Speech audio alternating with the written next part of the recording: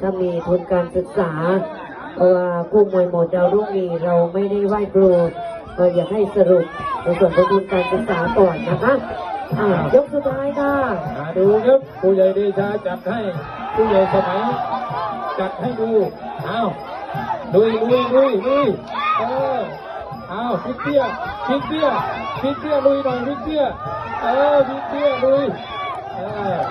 เอามงคลดาวอย่าน้อยหน้ามงคลดาวสั่งสู้อย่าแสดงอาการเสือน้อย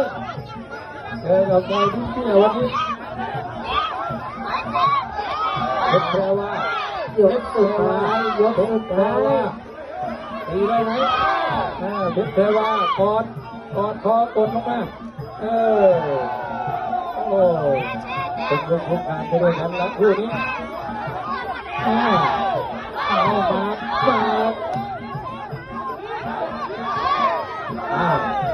ตีได้ไหมก่อนเพชรแพรวาที่20ของเสือน้อย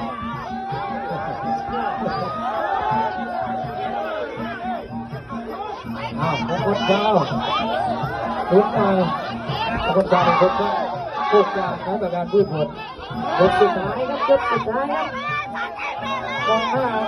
คุณพ่อนะคุณพ่อไล่สุดนะครับที่ไปนะที่ไปจับคอมาเทที่สุดท้ายค่ะ